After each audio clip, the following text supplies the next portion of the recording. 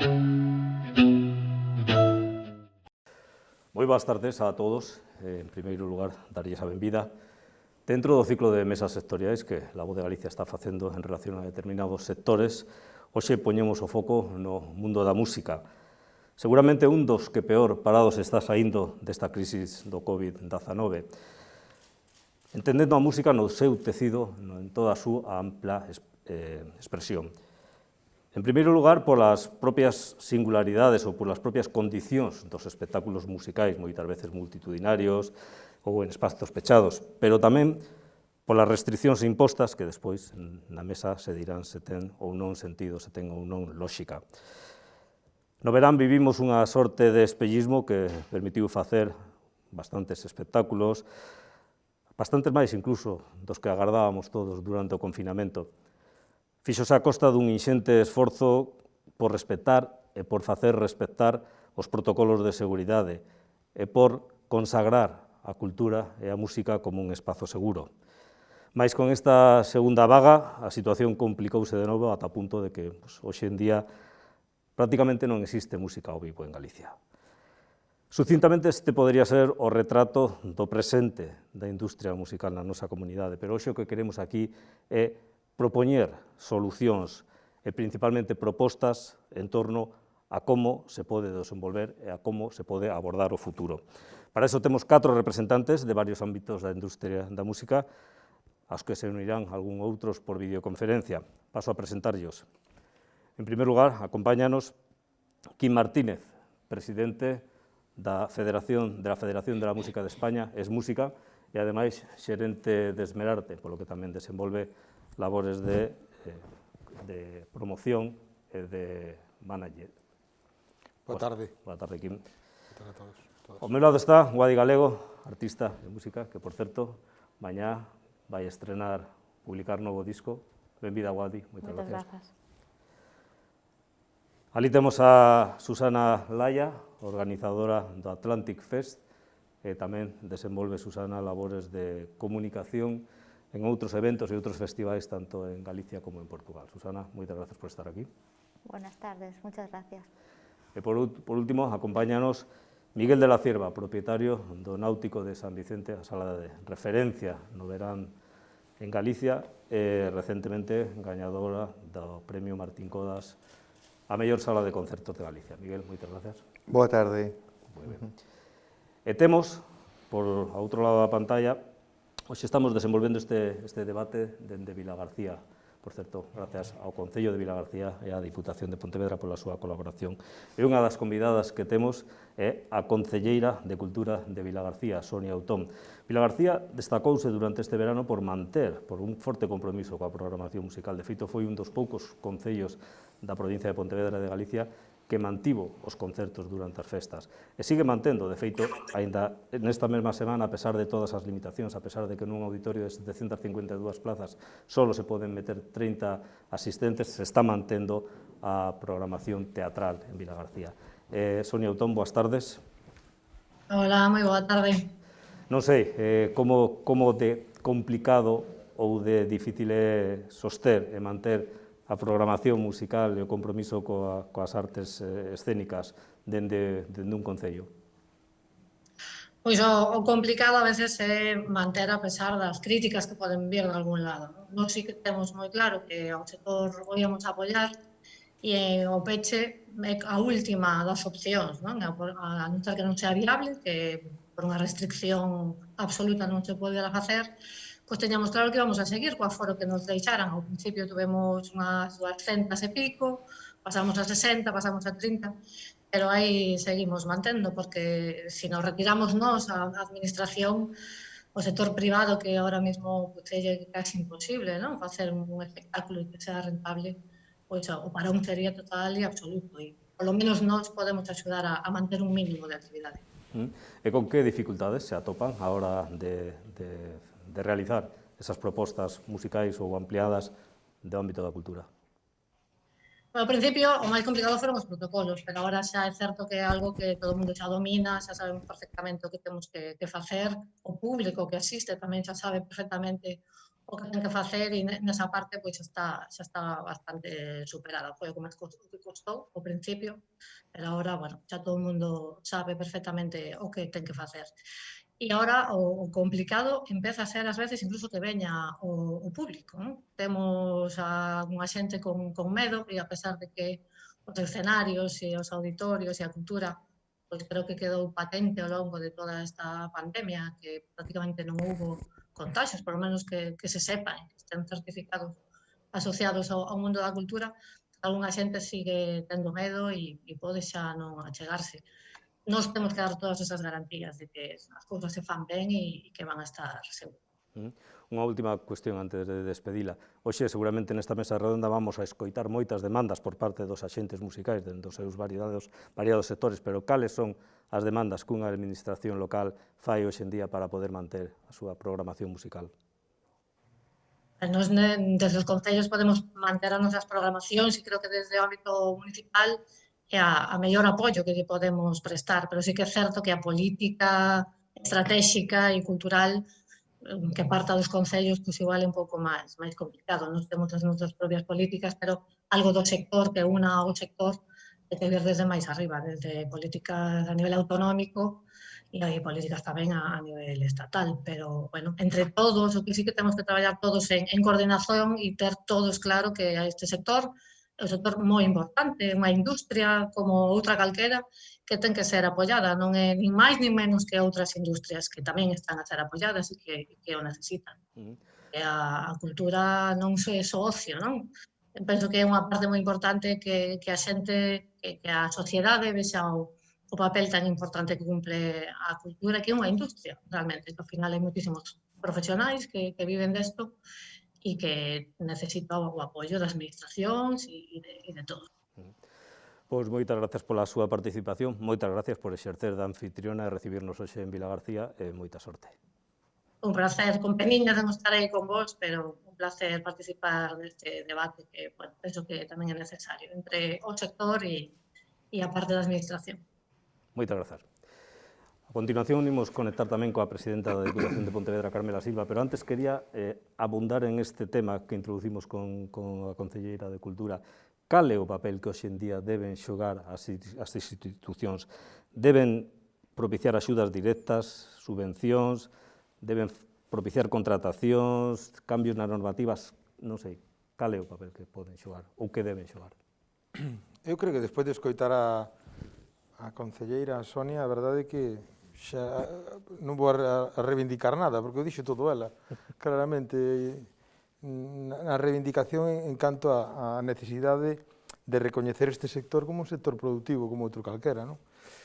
En base a eso, eu creo que o primeiro que hai que traballar agora mesmo é un plan de rescate para o sector, e iso ten que ver, pois, antes que nada, protexer o capital humano. O capital humano, se o perdemos, realmente a recuperación non a vamos a ter. Non a vamos a ter porque se a nosa xente, os nosos profesionais se diluyen en sectores productivos diferentes, pois, ao final, esa xente nós non temos uns planes de formación pública arreglada donde esa xente se poda formar, onde podamos contratar a toda esa xente que podemos perder. Entón, iso é o tema máis grave, é que os profesionais do sector, os que saben traballar, os que levan moitos anos traballando, que teñen unha vocación, ademais, e que teñen unha dedicación e teñen un esforzo detrás de autodidactas, a maioría deles, que o perdamos. Entón, eu creo que iso é o primeiro, rescatar a xente. Por qué? Porque sí que hubo un rescate a nivel estatal, cando foi o Real Decreto do 5 de maio, que se protexeu a moitísima poboación, pero claro, como este sector xa viña nunha precariedade anterior desde o punto de vista laboral, pois moita xente se quedou fora. Entón, bueno, pois se van facendo como medidas correctoras, pero sempre fora do que é unha legalidade que tiña que estar, pois anteriormente regulada, non? O sea, que esa normativa xa non se trata de flexibilizala, porque flexibilizada tamén podemos cometer o erro de que, bueno, pues, entrar nunha competencia desleal con outro tipo de sectores. Entón, o que temos é que ter as nosas normas acordes a esa actividade que desarrollamos, que desenvolvemos. Algúnha demanda máis de cara ás institucións antes de conectar coa presidenta da Diputación? Eu, basicamente, creo que as institucións teñen o deber de transmitir nestes momentos que a cultura é segura, necesaria e esencial para a sociedade. E esa creo que é a súa labor que se ten que traducir pois, intentando programar dentro das medidas que hai e, sobre todo, transmitir á poboación de que é un sector, como decía Sonia, un sector moi importante e que eu estou totalmente de acordo con Quim, que ten que ter unhas medidas explícitas para o sector e que a perda de capital humano pois é terrible, porque cando queiramos volver a coller impulso, pois vai nos costar moitísimo máis, porque esa xente estará situada en outros sitios buscando o pan. Entón, estamos en un momento dramático, creo. Yo creo que es fundamental el papel de las instituciones, ya que ahora mismo, como todo el mundo sabe, obviamente los eventos no son muy viables porque los aforos son muy reducidos. Sin embargo, nosotros necesitamos mantener nuestras marcas. Para llegar a tener las marcas que tenemos hoy, hay mucho trabajo detrás, muchos años trabajando con las instituciones y con los patrocinadores codo a codo para llegar a tener los eventos de calidad que tenemos a día de hoy. Si eso se desaparece, es un trabajo de años perdido. Eso hay que mantenerlo, tenemos que mantener nuestras marcas vivas y llegar reforzados al final de esta pandemia para que vuelvan a ser tal cual eran como cuando empezó todo. Porque si no vamos a llegar tan debilitados los que lleguemos, que las marcas estarán pues muy débiles. Por pechar a rolda, Miguel, algunha... Pois, bueno, si falo representando as salas, a verdade é que na nosa definición da realidade previa á crise do coronavirus xa estábamos solos antes. As salas non estaban a ser recoñecidas como actores, xa non como un sector productivo, sino como actores no ámbito da cultura ou da intersección ou crossover entre a cultura e o turismo, como unha oferta cultural ou turística de variación da oferta turística. Me hablo da oferta dominante no caso galego, de sol, praia, gastronomía e algo de cultura. Entón, iso que nos fai é pedir menos, porque realmente agora o único que pedimos é xa o colectivo das salas empeza a exixir coherencia, simple coherencia, que as administracións traten de que se estableza unha coherencia de criterio agora de que actividades e que sectores teñen que paralizar e por que a outros sectores se lles rescata e por que no caso das salas, ou casi extensible a todo o sector cultural, non se lles rescata se lles obriga a parar. Coido que temos ao outro lado da pantalla por videoconferencia a presidenta da Diputación de Pontevedra, Carmela Silva, é así? Hola. Hola, Carmela, que tal? Hola, boa tarde. Moi boas tardes, moitas grazas por acompañarnos hoxe. Bueno, non sei se creo que escoitou as demandas que lle fixeron dende os diversos axentes do mundo da música que ten que decir ou engadir ao respecto. Bueno, estou segura que non me facían a min as demandas, Non. Entre outras cuestións, porque nós vivimos nun país que é descentralizado, que ten 3 niveis de poder político, o estatal, o autonómico e o local, cada un ten as súas competencias, todo o que ten que ver coa estructuración dos diversos sectores económicos lle corresponde ao Goberno de Estado e moi particularmente ás administracións autonómicas, así aparece nos seus estatutos. Polo tanto, eu que coincido coa reflexión que facían todas elas e todos eles de que realmente o mundo da cultura en xeral e da industria musical en particular parecía que vivía nun limbo e non unha estructura propia, formaban parte dos autónomos e das autónomas, formaban parte de outras estructuras, de pequenas e medianas empresas, pero que non había unha estructura propia. Eu creo que as situacións tan difíciles como as desta pandemia teñen que significar tamén oportunidades e, polo tanto, seguramente tamén este será o momento de facer unha reflexión de como se normativiza un sector tan importante non? Como é o da industria musical, que realmente é unha industria que xenera moita actividade económica, que xenera moito emprego, que ademais é moi plural, porque non solamente está ligada á propia produción e disfrute da música, senón que hai pois desde transporte hasta gastronomía, a alimentación, iluminación, un sinfín, non, de actividades económicas ligada a esa industria musical que temos que protexer. Eu, dende a maiores das humildades, creo que a Deputación de Pontevedra é unha gran referencia de promoción cultural, de aposta pola cultura e dedicar recursos e de escoitar moito a xente da cultura. De feito, nós non somente paramos con todo o que ten que ver o desenvolvemento cultural e particularmente o ligado á música, sino que o reforzamos, non?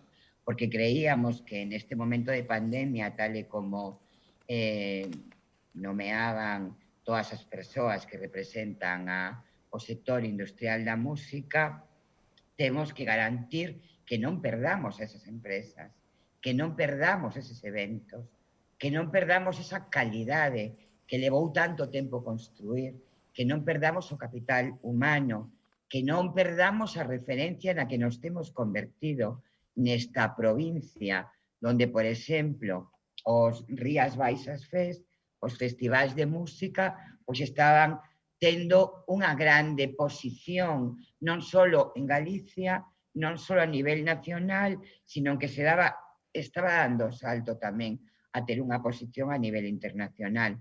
Por lo tanto, todo eso é riqueza e non a podemos perder. Así que nos mantivemos todos os nosos recursos, os aumentamos, fixemos unha programación de reacción cultural na provincia de Pontevedra que seguimos a desenvolver. Cando se pudo facer presencial, a fixemos presencial, e máis, elaboramos moitos protocolos, moitos plans de contingencia para moitos dos eventos musicais e de todo tipo culturais da provincia, os elaborou a propia Deputación, mantivemos todos os recursos, fixemos programacións bianuais para que tamén non solamente se mantiveran os recursos no 20, sino tamén garantilos no 21, e non somente eso, sino que tivemos reunións co sector da música e co sector da cultura en xeral para establecer cal ia ser a folla de ruta. É dicir, que nós non impoñemos unha folla de ruta, sino que acordamos co sector, porque somos moi conscientes.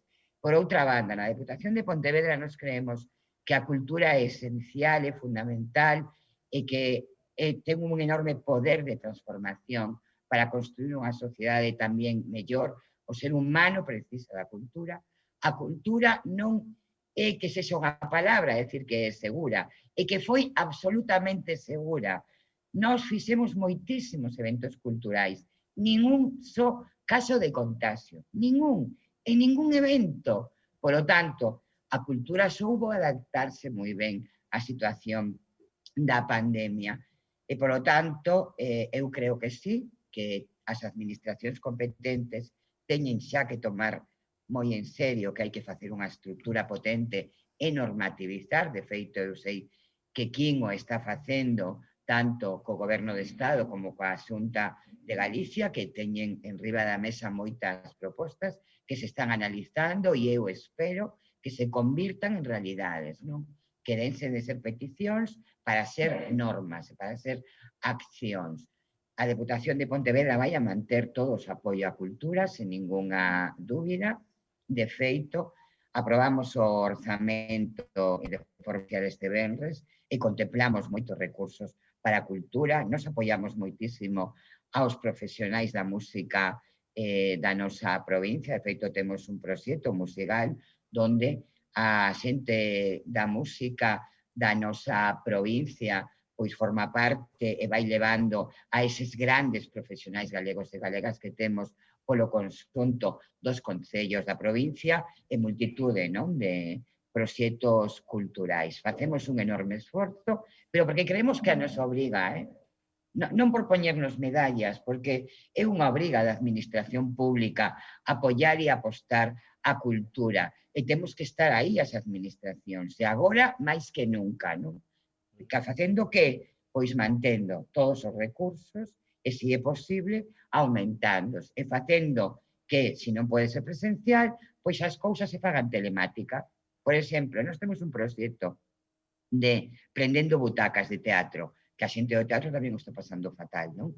Pois como non se vai a poder facer presencialmente, porque o número tan reducido de aforos que hai, pois nos imos a financiarlo exactamente igual os grupos, e o vamos a transmitir pois por streaming, porque a xente do mundo da cultura ten que manter a actividade, non? E eu creo que esa é a liña a seguir. E logo temos que ser tamén optimistas, non? Eu me nego a ser pesimista, porque creo que os pesimistas se quedan todo o rato queixándose e non poñen solucións ni medidas de futuro en riba da mesa.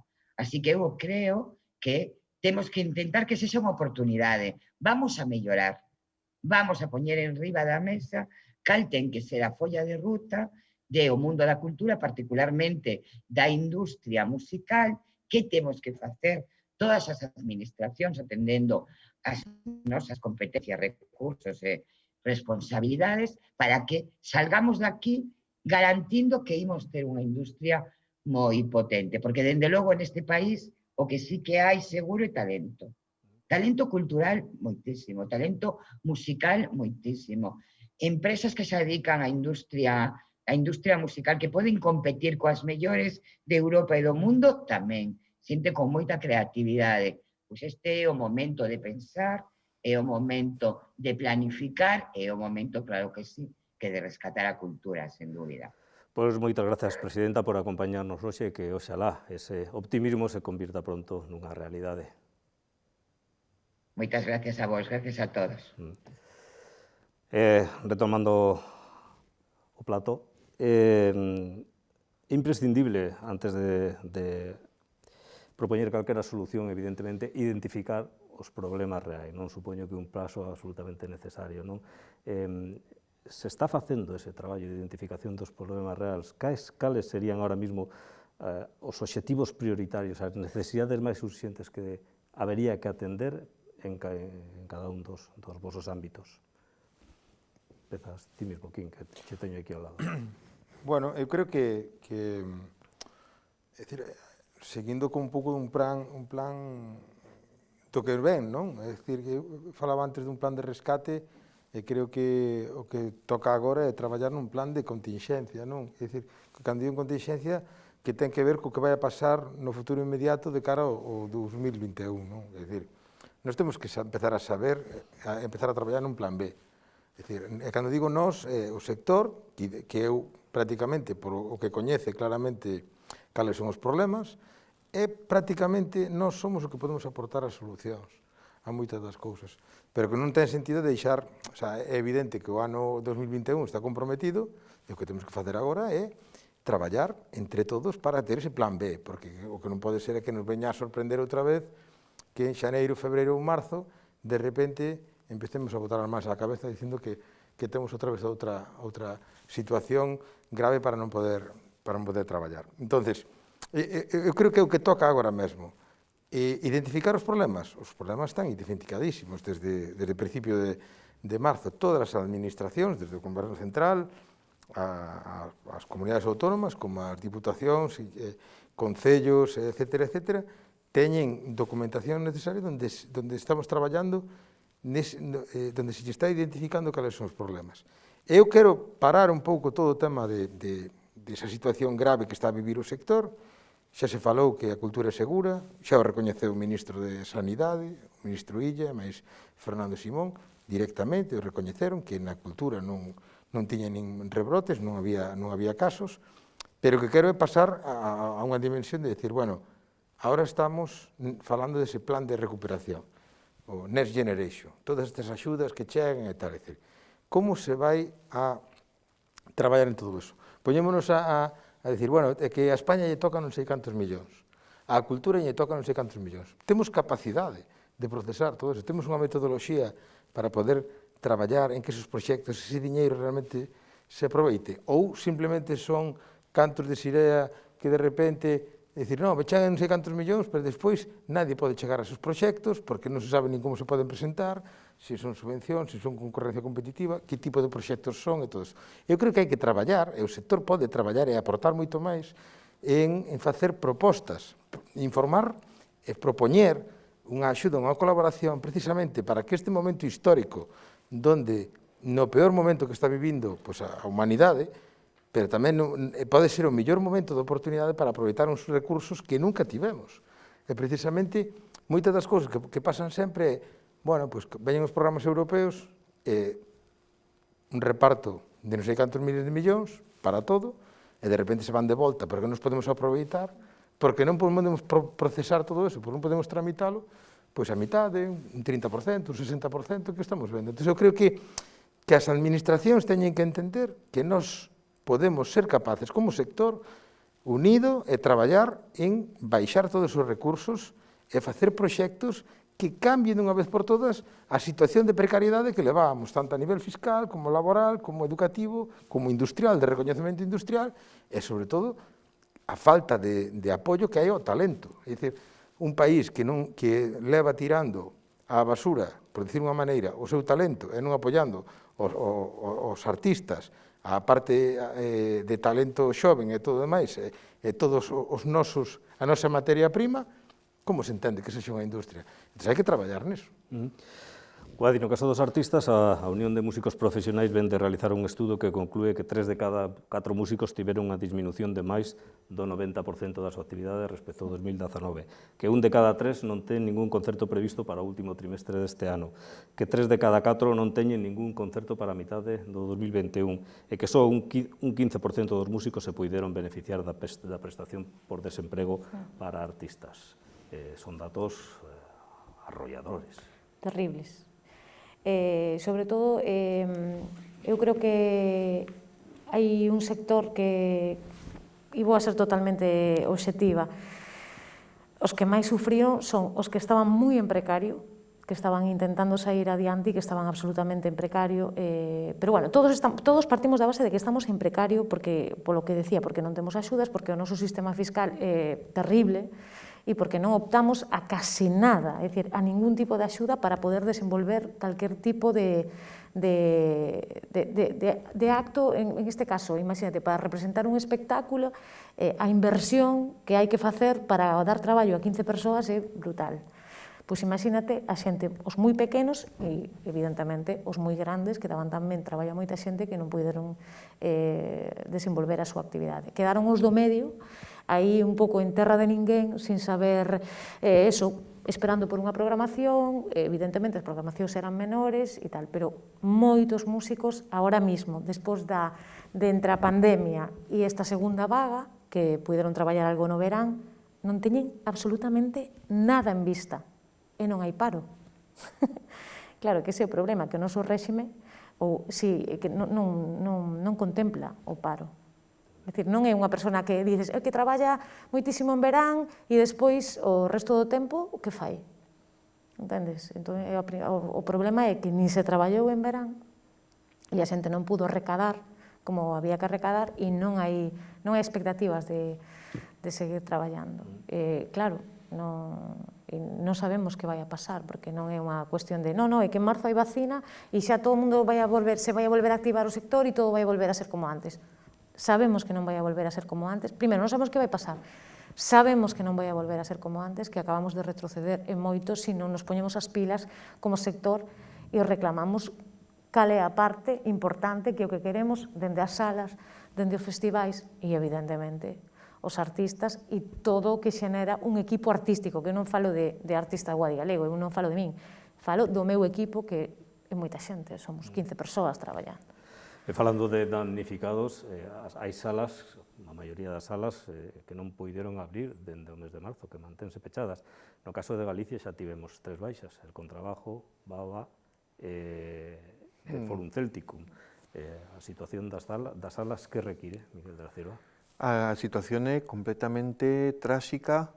Algunhas tiveron a sorte de poder traballar entre a primeira e a segunda ola, pero que realmente é unha consecuencia en cadena que eu me temo que en canto se levanten os ERTEs xa se verá quen queda en pé. Creo que moitas salas están condenadas a un peche definitivo. A verdade é que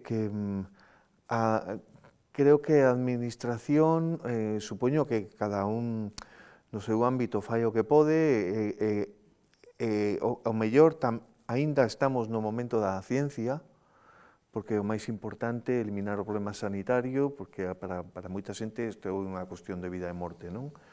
Pero creo que deberían escoitar a todos os actores do sector antes de tomar as medidas, porque si a hora de tomar as medidas e implementar as axudas escoitaran ben ao sector para facer un diagnóstico preciso, creo que esas medidas acertarían moito máis para a hora de salvar determinadas situacións.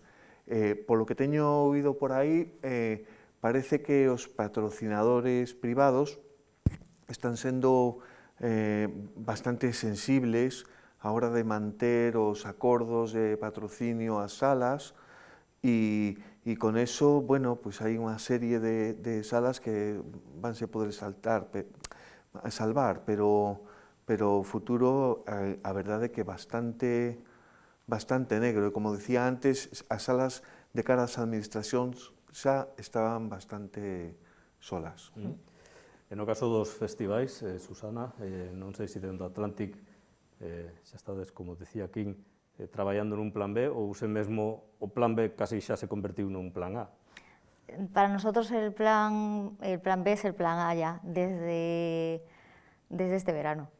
De todas formas, vemos que los festivales más perjudicados, digamos, por la situación, podríamos decir que son los de mediano y gran formato, porque los de pequeño formato pues más o menos han podido mantener su aforo. Es verdad que no con las mismas características de formato de festival que tenían, pero sí por lo menos han podido trabajar, han realizar su actividad de manera más o menos normal. Pero sí que es verdad que los de mediano y gran formato pues lo tienen muy complicado y lo van a tener muy complicado durante mucho tiempo, y porque aparte son eventos que congregan a gente pues que no son de la localidad, incluso bueno, de toda España e incluso del extranjero. La movilidad no se sabe cuál va a ser, ya no solamente afecta la situación en España, sino la situación en otros países, y lo mismo con la contratación de artistas. Tú, en el caso, por ejemplo, de Son do Camiño, que tenemos aquí al lado aquí, un artista internacional no tiene ninguna garantía de que le vaya a venir a tocar. Puede cerrarlo si quiere, pero que vaya a venir o no, pues está muy complicado. Entonces, y luego vemos lo que repercute además la situación nuestra en los demás sectores. Por ejemplo, en los músicos. Muchos músicos tocan en festivales todo el verano y viven de eso todo el invierno. Y esto es como un pez que se muerde la cola. La mayoría de los técnicos tienen aunque luego trabajan también muchísimo en invierno, sí que es verdad que el verano es, digamos, su estación de mayor facturación, porque trabajan en todos los festivales. De hecho, la mayoría de los equipos de producción pues, trabajan en casi todos los festis. Entonces, pues, digamos que nosotros estemos mal hace que gran parte del sector cultural tamén este mal. Eu estes días, cando comentei a algunha xente que se iba a facer esta mesa redonda, a pregunta que todo o mundo me trasladaba é: pregúntalle se vai haber festivais no 2021. Como los conocíamos, grandes, como los conocíamos hasta ahora, complicado. Eu a verdade é que son optimista.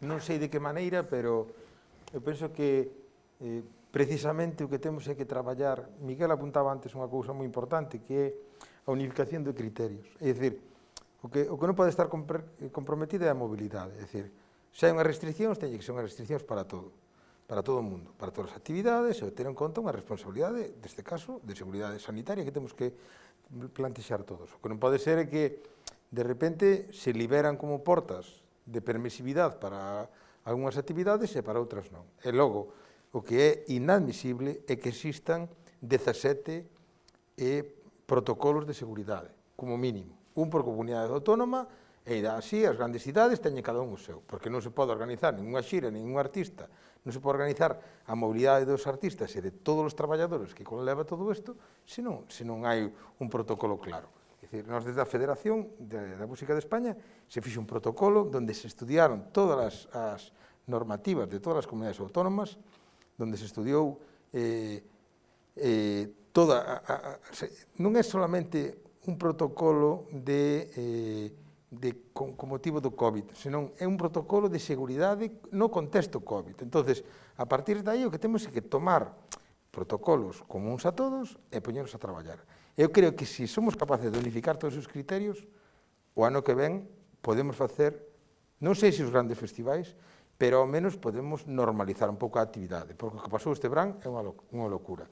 Porque é unha locura porque non sabíamos, o sector non sabía como traballar directamente, e non sabía como cumplir as normas e tal, porque de que vale de que nós nos locais, as salas de concertos ou os eventos que fixemos este verán, tomemos as medidas que estamos tomando, cando á volta da esquina, pois non se estaba cumplindo absolutamente nada, non? Entonces, pois a verdade é que che cae alma aos pés, porque ti sabes que ademais que a persoa que sale ao teu local logo está noutra esquina, non? As festas nas casas, bueno, esta irresponsabilidade colectiva que, bueno, pues nos leva a todo isto. Entonces, vale, establezcamos protocolos, pero para todos, e para toda a sociedade, para todas as actividades, de tal maneira de que, bueno, pues, polo menos nesto sexamos uns máis.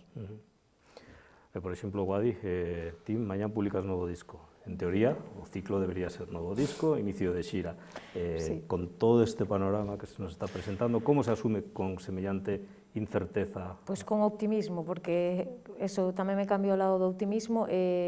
No meu caso, tomar a decisión de sacar o disco, eu tiña pensado facelo xa, non sabía se iba a ser este novembro ou se iba a ser primavera ou tal.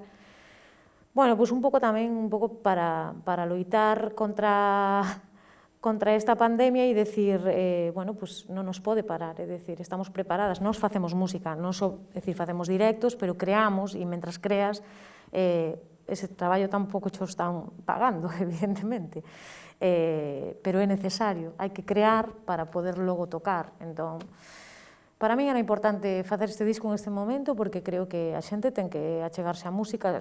Aquí todos estamos moi vinculados ao directo porque é certo que dentro do sector musical o que ten que ver co discográfico, ou eres un artista moi grande ou a cousa está moi delicada, o sea, é moi surreal. Todo o que fomos cedendo os músicos durante estes anos, e eu levo 20 anos de profesional disto, pasei por etapas moi difíciles, e como a mí moitísimos compañeros que levan moitos anos, porque isto é un ciclo, e sabemos que é así, que hai que subir, e a veces baixas, e a veces subes e baixas, pero é certo que o que levamos perdido é tanto que non nos damos conta na situación na que estamos.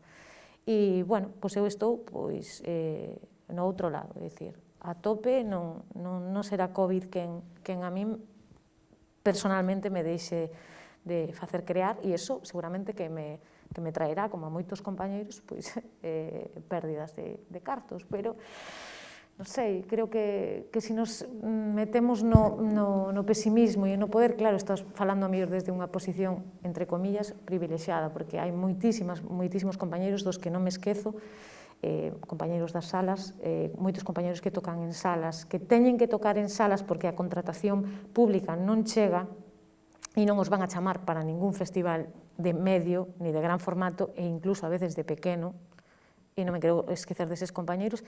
Se non teñen onde tocar, non poden seguir nisto, e vamos a perder moitos e moitas compañeiras de moito talento.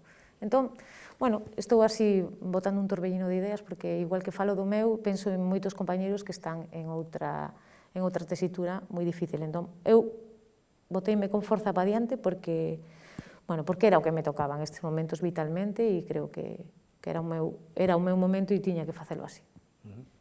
Outra cuestión importante que non é estrictamente, ou sigue relacionada coa música, pero non só afecta a música, é a música entendida como motor socioeconómico. Nestes últimos anos, en Galicia, a música foi un impulso para moitísimas actividades, para o crecemento de moitísimas empresas que tiveron que ver coa hostelería, co turismo.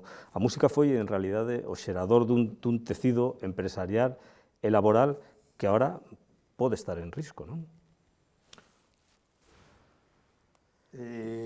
A ver, hai un dato, solamente vou decir un dato que estuvemos analizando, que en España a música, tanto a música grabada como a música en directo, como a parte editorial, autoral, etcétera, etcétera, perdeu de facturar uns 1.000 millóns de euros. O sea, o seu cálculo é 1.000 millóns de euros. Sin embargo, se multiplica por 7 o impacto socioeconómico, o sea, económico, que chegaría hasta 7.000 millóns de euros de forma transversal ás industrias auxiliares, ás industrias que dependen directamente da nosa actividade. É dicir, cando se celebra, cando Miguel fai un concerto no Náutico, nos vemos aquel parking ali arriba que fa unha doación para unha ONG, pero aquilo se enche, pero a xente cea ali arredor, a xente vai tomar unha cerveza, moita xente se queda a dormir, e o camping está cheo, é toda unha cadea que se produce arredor, pero a Miguel non lle repercute nada deso. A Miguel ten o seu local, fai o seu tal, pero todo o demais vive a conta do que está facendo Miguel. Cando Susana ou nós tal, en poboacións que sensiblemente se nota moito máis, como en Caldas co Porto América, pois claro, enches o pobo. Claro, ti lle sacas nun ano a Vilagarcía, ou a Illa de Arosa onde estaba antes, ou a Caldas, un evento onde metes miles de persoas durante 3 días, ao final hai moitísima xente que gaña diñeiro que necesita desa actividade para todo isto. Que ocorre moitas veces? En que a veces a competitividade que temos nós a hora de decir, bueno, pois vou poñer unha entrada asequible para que veña todo o mundo e tal. Bueno, pois a veces a cadea non responde da mesma maneira. O que pasa é que de repente ti vas unha entrada competitiva, pero despois a habitación do hotel pois se multiplica porque hai moita demanda e multiplícase por non sei canto, co cual o que ven de fora e o que tiñamos que activar, pois ao final ya acaba costando máis. Entonces, eu creo que hai que empezar a traballar en conxunto. Hai que empezar a xerar sinerxias industriais de tal maneira que decir, a ver, non vamos a queimar o que ven de fora, vamos a traballar de tal maneira de que a experiencia para todo o que veña sexa unha experiencia positiva. Eu creo que iso é o medio e longo prazo que temos que conseguir, porque esa é a única maneira tamén de fortalecer tamén o tecido e o talento que podemos logo se pode contratar a entrar na cadea, porque senón estamos sempre no borde, non? E así é moi difícil planificar e arriscar por o talento xove.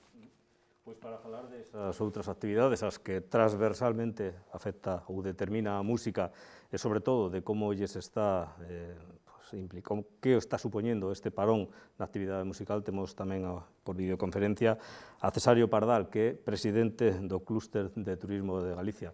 Boa tarde, Cesario. Hola, moi boa tarde.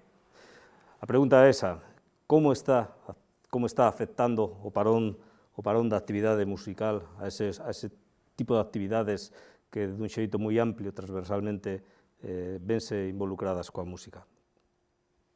Pois a verdade é que si o noso sector está clínicamente morto, o sector cultural pois non está pasando un momento como o noso, senón casi peor.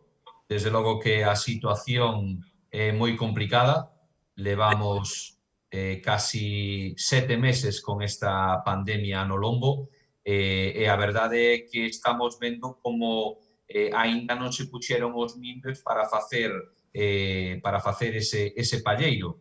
Desde logo que o sector audiovisual, o sector cultural, o sector dos grandes concertos, eu estou de acordo con Quim e sempre o falamos, ten que ir unido.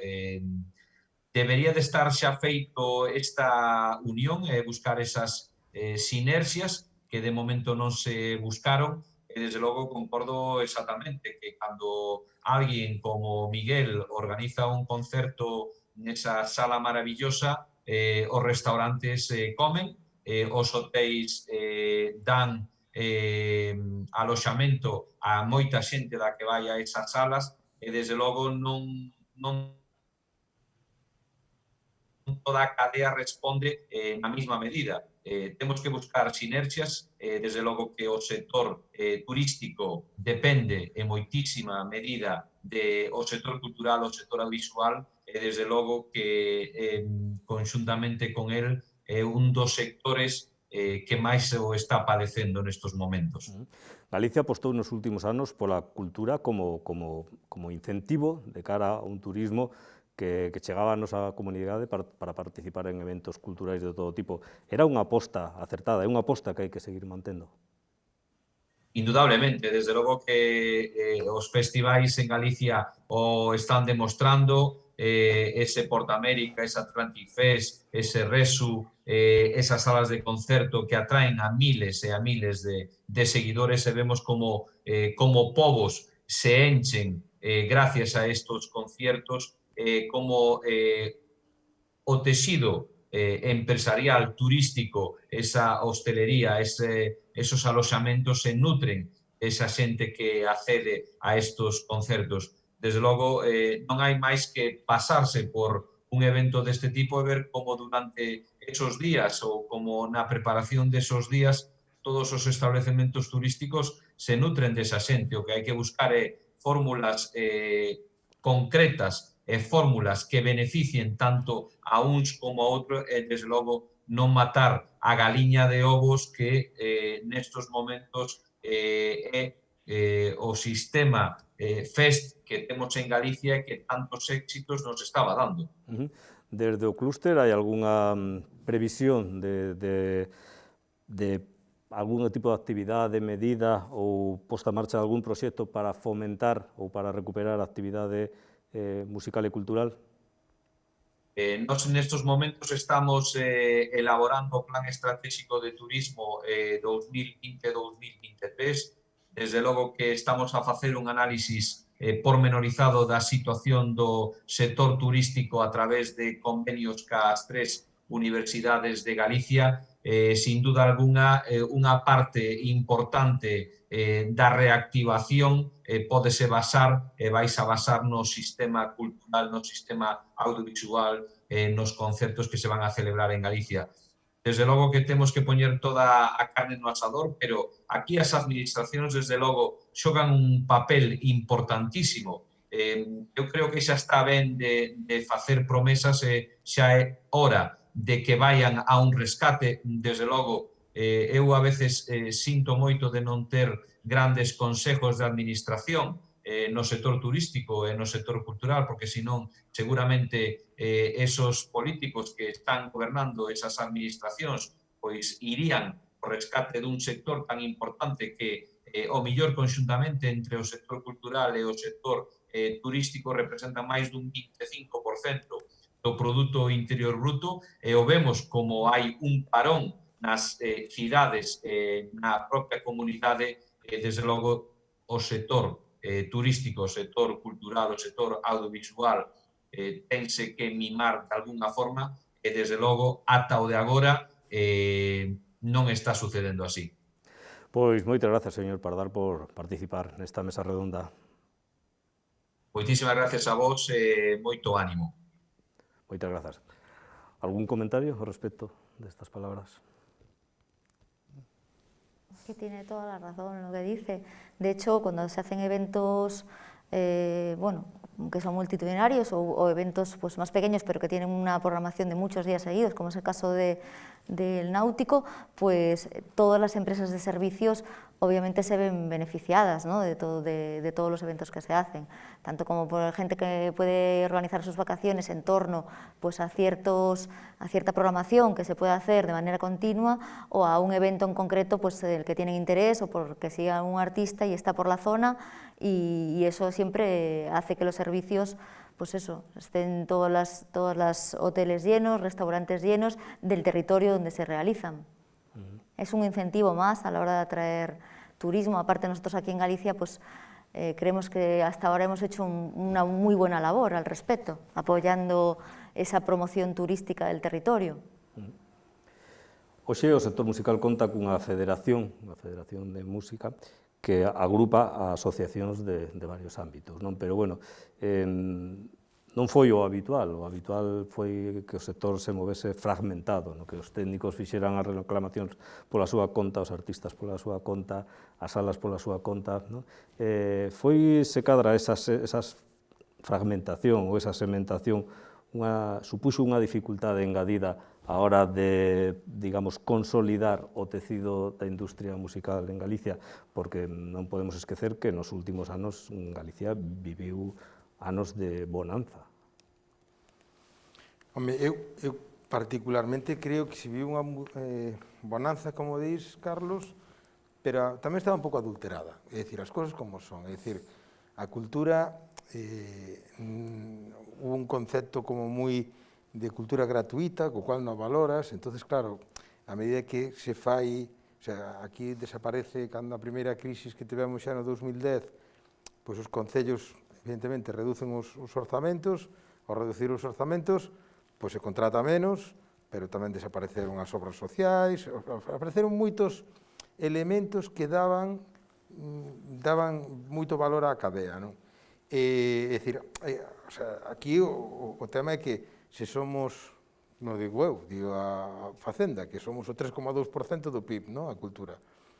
Bueno, pois se somos o 3,2% xa é unha porcentaxe moi importante, co cal teríamos de ser un tratamento industrial desde todos os puntos de vista como ese 3,2%. Sin embargo, pois parece que a cultura se foi como abandonando, tal, dentro de, bueno, pois sácalle a cultura que, cando fai falta carta, sácalle a cultura. E nós non somos insolidarios. Me lembro dunha conversa co actual ministro de Facenda, que me dicía, Quín, eres un solidario, porque estaba pedindo o que nos correspondía. E logo dicía, no, mira, eu creo que entendo que hai que pagar os ERTES, entendo que hai que pagar a sanidade, entendo que hai que pagar a educación, entendo que hai que pagar todo. Pero saque de todos e logo denos o 3,2%. Sáquenos de todos, pero a cada un que lle toque, non? Porque, claro, aquí se rescatan aerolíneas, aquí se rescatan moitas outras cousas que de repente para iso ten que haber diñeiro. Entonces, eu creo que hai unha falta de respeto histórica que non houve ningún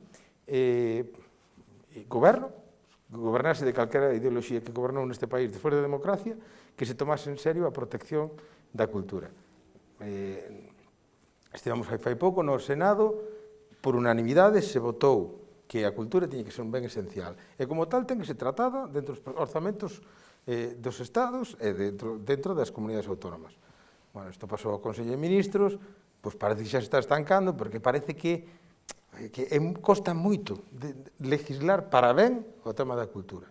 E iso eu creo que é o que hai que desterrar dunha vez por todas das cabezas de quen dirixe dos distintos gobernos, por dicir, porque sempre ven o recurso de dicir, bueno, que sempre se fixo así. E claro, temos, ás veces, plantexamentos de axudas que son que levan 25 anos, que non teñen sentido agora mesmo, co cual non se optimizan, e entón se crean hasta empresas para levar ese tipo de axudas que non obedecen á realidade actual, é dicir, habrá que reformular as necesidades, porque as necesidades cambiaron a nivel laboral, Guadi decía perfectamente, é dicir, que non hai maneira xa de réxime laboral e réxime de seguridade social, que non hai maneira de poder ter algo que se acorde, que sea acorde á nosa actividade. A nivel fiscal, un artista, Guadi saca mañá un disco, pero tuvo un tempo na súa casa onde estuvo compoñendo, estuvo gastando diñeiro, tal. A partir de mañán entrará un diñeiro por fonográficos, por vender os discos, vamos, por concertos que poida ter e tal. Entón, vai ter un pico de ingresos.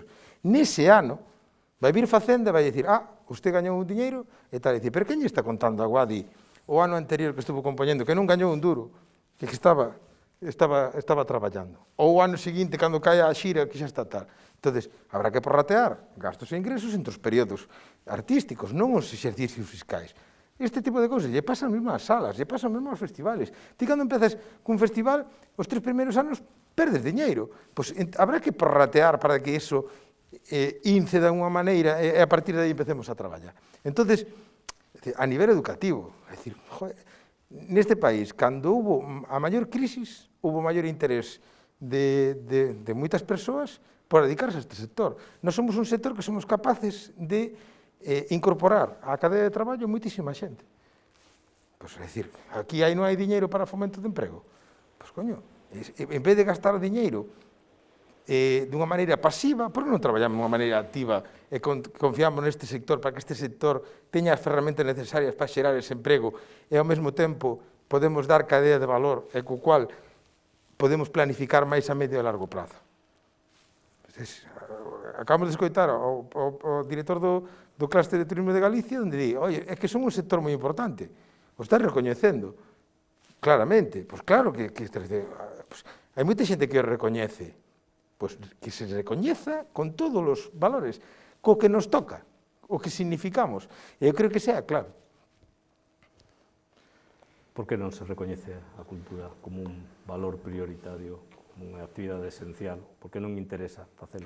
Non, a cuestión, a parte de recoñecer, está recoñecida. Xa se di que é esencial, que é interesante, pero non se aplican as medidas en coherencia, que é o mesmo de sempre. Se recoñecen os artistas, pero non se fai un marco legal, laboral e fiscal para que poidan traballar en xusticia.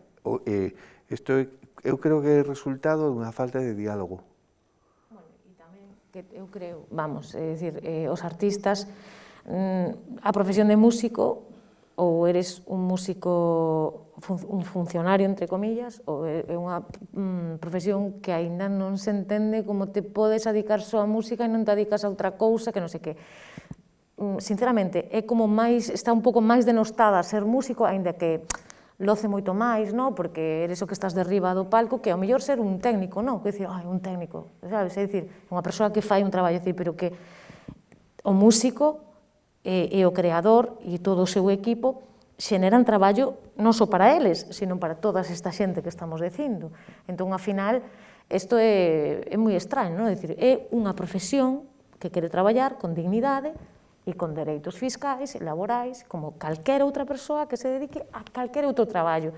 Eu non creo que ninguna persoa este contenta de ser artista ou ser non sei que, que eso che dá un caché, non, ti eres un traballador da música.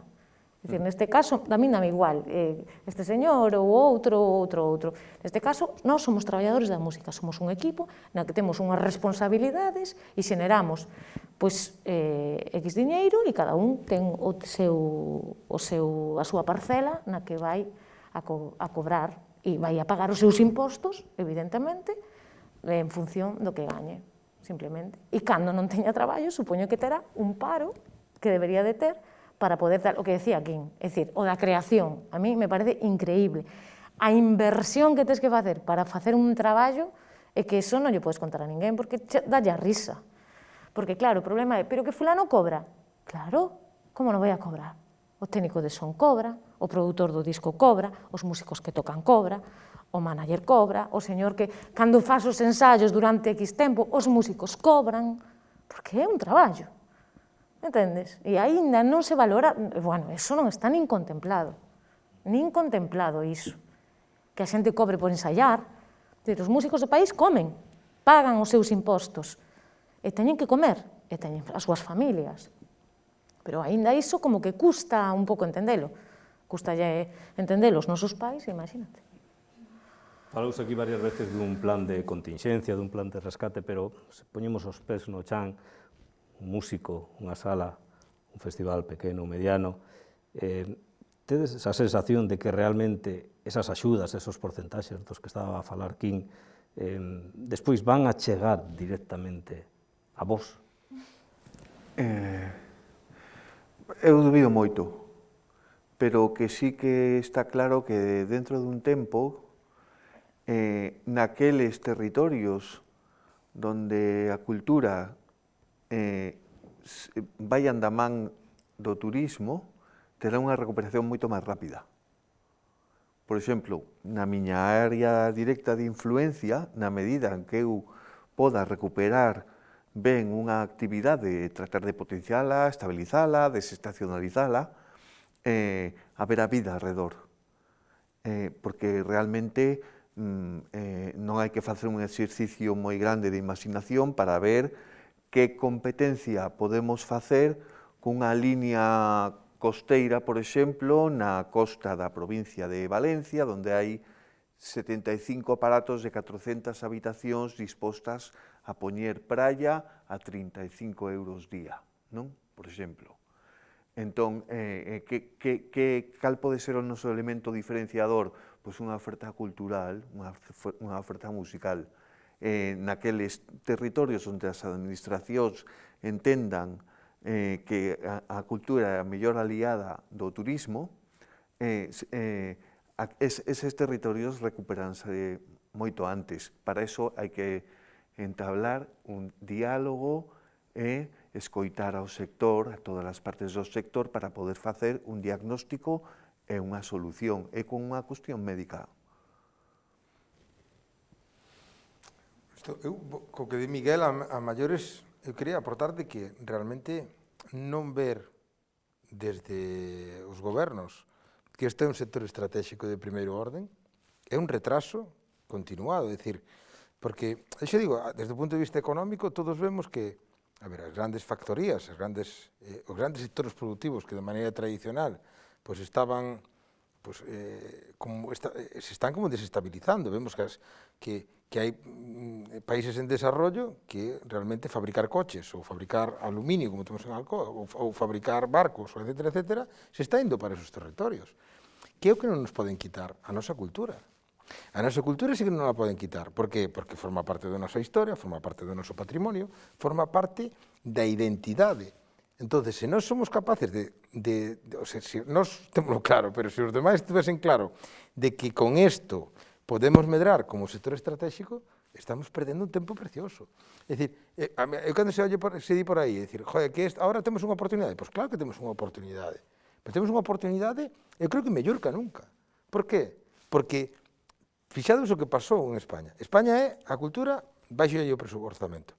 Pero claro, agora percibimos un diñeiro que ven de Europa. Donde Europa a cultura se trata de outra maneira.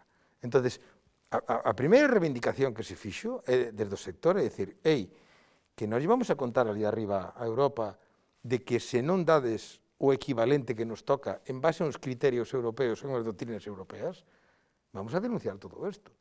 Por eso, de repente, a cultura si está dotando de certos recursos, pero que agora hai que enseñar, teñen que enseñarnos a letra pequena. E esa letra pequena ten que servir para inzar esa estrategia global de todo isto, porque hai que aproveitarnos un pouco desa situación, e temos que crear un pouco todo isto.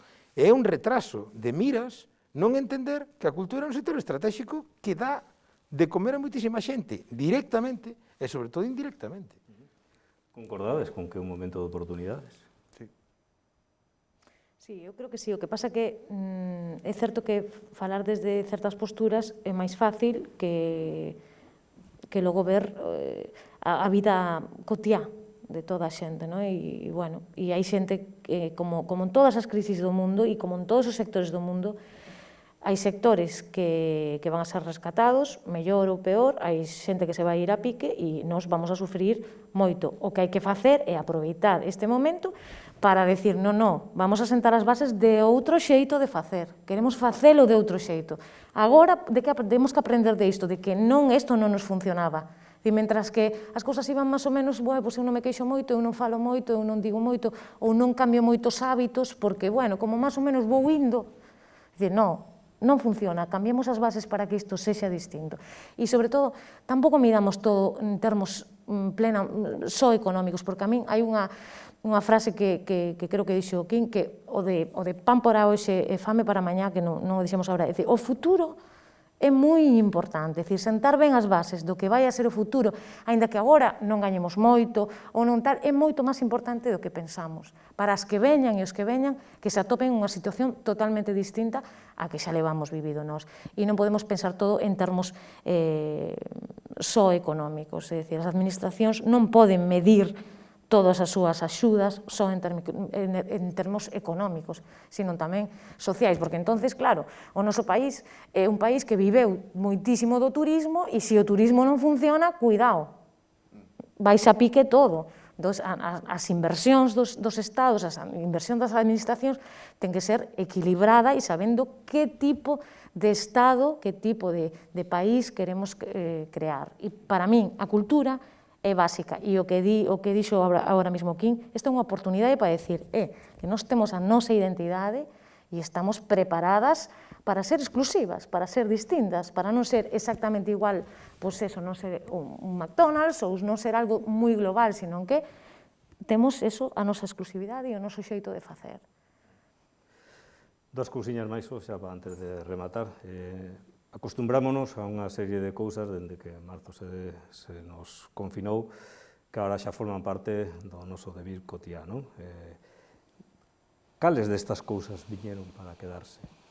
Estáse falando do streaming, da necesidade de regulalo, de xeito de que os actores da música podan cobralo, estáse falando das distancias sociais, estáse falando dos aforos, de todas estas cuestións a cales nos imos ter que acostumbrar porque viñeron para quedarse. Susana. Pues es que esto es un ejercicio de futurología, me parece a mí, porque a ver, muchas veces, de hecho, nosotros nos acaba de pasar ahora con el concierto que teníamos en La Coruña con Sidoní. O sea, nosotros estábamos preparando todo para un aforo, para un tal, cumpliendo todos los protocolos, y justo cuando lo anunciamos al día siguiente, pues todo eso se fue porque salieron todas las normas nuevas y otro nuevo protocolo y demás, con lo cual es muy complicado adelantarse a lo que va a pasar. Pero sí que es verdad que yo creo que en un futuro cercano vamos a tener que convivir con esta situación y adaptarnos un poco a lo que vaya viniendo y viendo los protocolos que hay, obviamente cumpliéndolos todos y trabajando lo mejor posible. Sí que es verdad lo que dice King, que puede ser un momento de oportunidades. También es cierto que las ayudas europeas no van a llegar a todos, mucha gente no va a acceder a ellas, y sí que es verdad que tenemos que apoyar, seguir adelante con nuestra actividad, lo que podamos, y apoyar a todo el talento que podamos tamén, eso está claro. Seguir trabajando. Eu creo que hai tres cousas que non é que se viñeran para quedarse, senón que se evidenciaron, non quero falar de precariedade, pero sí a oportunidade que temos que ter de cambialas. Unha é, bueno, claramente o streaming. O streaming, que pasa? Que era algo que se facía como moi puntualmente, e creo que o streaming hai que normalizalo. Hai que normalizalo porque senón vamos a caer na rede outra vez das grandes plataformas a nivel tal que xa explotarán o streaming de determinada maneira para que ao final o creador, o que leva o traballo, o que está aí pagando, como dicía ben Guadi, pagando toda a cadea para que o contido exista, ao final é o que menos recibe, non? Entón, eu creo que o streaming sí chegou para quedarse, porque para un concerto singular, especial, unha cousa, non para todos os días, pero sí eu creo que a xente, bueno, pillou un hábito de consumo que non é tan popular, pero sí que é unha alternativa a disfrutar da música en condicións normais, xa non digo en contexto COVID, non? Sí, non fora da COVID. Pero logo hai dúas cousas que non se pode permitir. Unha é a malversación ou o mal uso, a mala monetización que se está a facer, sobre todo co resultado que se está facendo, por exemplo, para os creadores. É dicir, o pago por uso, é dicir, como se entende de que, por exemplo, nas plataformas de streaming, que de repente o reparto non sea xusto. É dicir, se Guadi Galego ten no seu Spotify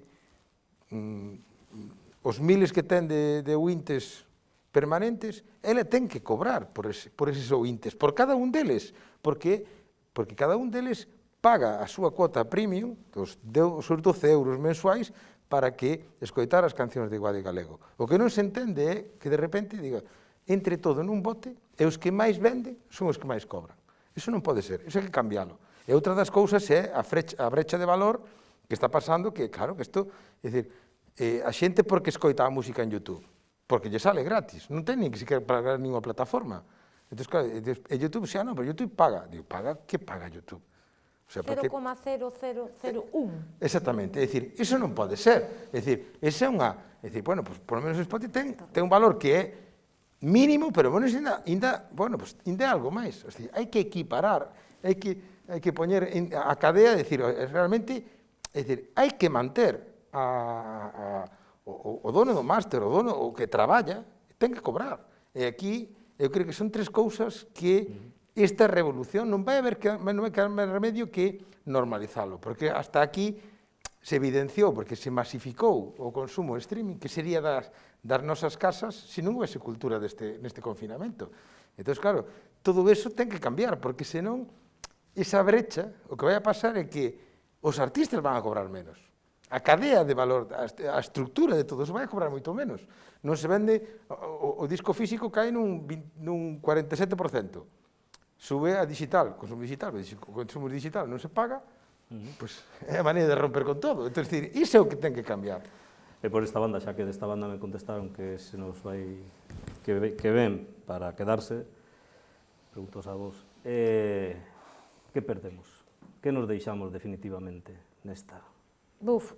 Eu non teño ni idea, eu estou con Susana. Falabas antes, por exemplo, de xente que se vai quedar nun camiño, que non vai Sí. ter posibilidade de desenvolver a súa actividade creativa. Sí. Imos pagar un prezo nese sentido, o sea, vai afectar hasta o punto de que vai haber dificultades de creación para moita xente nos anos vindeiros. Bueno, sí, o que pasa que, por exemplo, eu falo xa o que coñezo é pois, a realidade do meu país, que é Galiza, e bueno, aquí somos, temos un talento impresionante, é dicir, e somos traballamos moito, con moitas veces en condicións moi duras para moita xente, pero temos tanta paixón que o que queira dedicarse a isto, o que realmente quere dedicarse a isto, pois traballará en 50.000 cousas e o que loita vai seguir adiante, pero bueno, hai moita os datos que ti leiches antes son os que son, é dicir, ninguén vai a comer dignamente disto,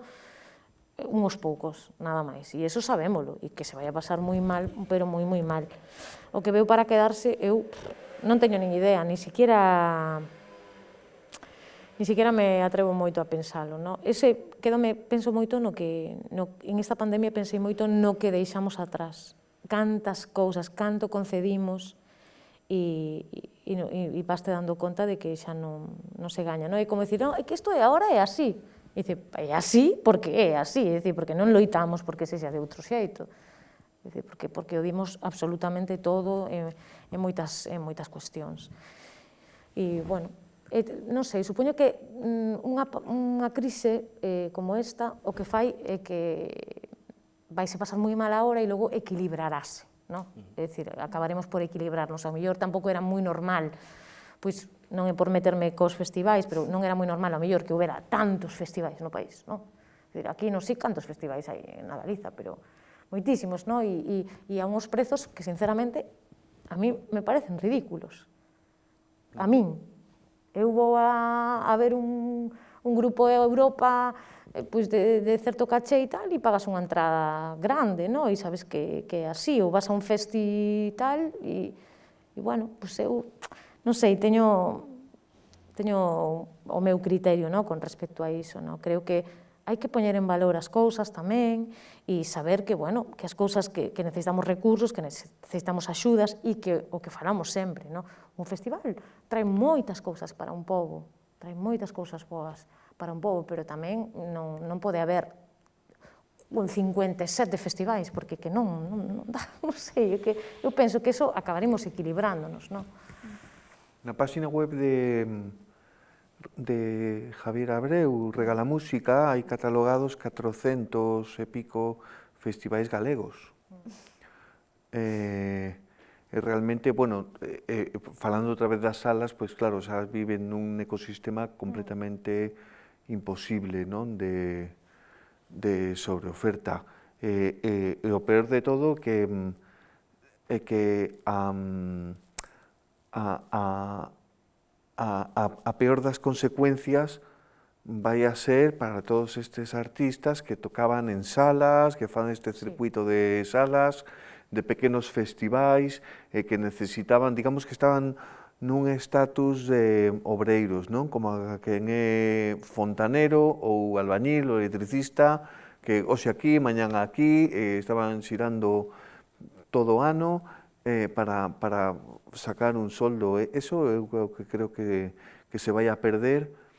Tamén, bueno, últimamente hai xa unha cascada de peches definitivos de salas, que creo que aínda non parou nin parará, non? Haberá que ver se estas salas que pechan se poden de alguna forma resucitar, xa veremos.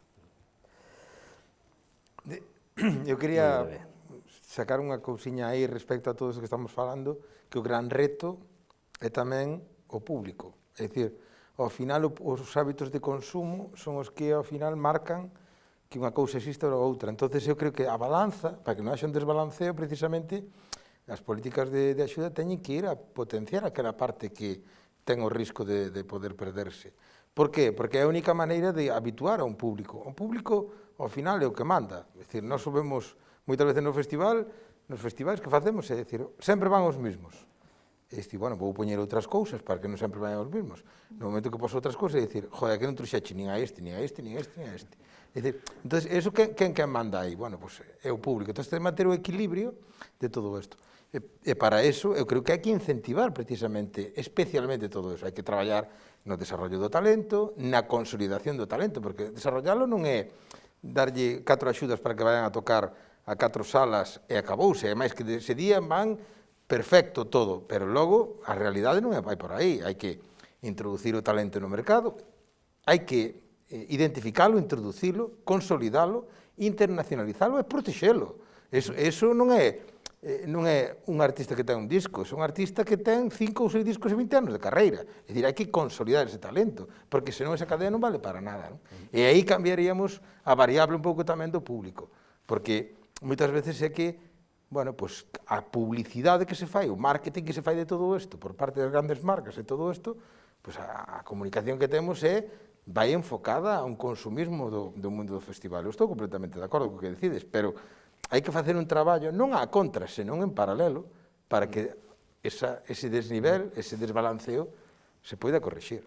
Bueno, e que creo que ao final hai moitos palcos diversos para a cultura e non todos temos que estar nos mesmos palcos e creo que hai unha cultura do rural que tamén hai que favorecer, que nos esquecemos moitísimo das pequenas vilas, que tamén temos que chegar a eses sitios e que claro, esta é a estrategia que a mí me gustaría nun estado ideal. Non todo o mundo ten que meter 1000 persoas, nin 400, nin 20.000. Ao mellor hai artistas que son para 50 persoas e teñen que estar protegidos tamén, eses artistas, e teñen que ser dignos traballadores tamén.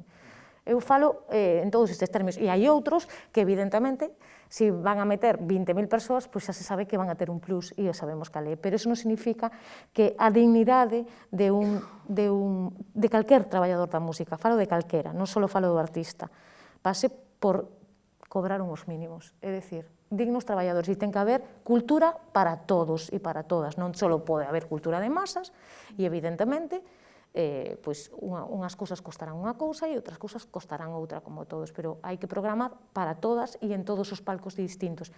Non creo que todo o mundo sexa para os mesmos palcos, e iso creo que é importante tamén. Creo que lo que dices tú es importantísimo, la diversidad cultural es lo que enriquece realmente un país. Y sí que es verdad que es muy equivocado apostar solamente por festivales o por eventos de gran formato, y tiene que haber de todo y demás. Y de hecho tampoco entiendo muy bien esa obsesión. Tú dices que hay 400 festivales registrados, no sé dónde, pero a mí me escriben, a ti me imagino que también te escriben, gente muchísimo, preguntando cómo hacer para hacer un festival, que si no sé qué, que si tienen una asociación, que si luego gente que está haciendo pues doctorados, tesis y movidas, que pidiéndote datos de cómo hacer esto, cómo hacer lo otro.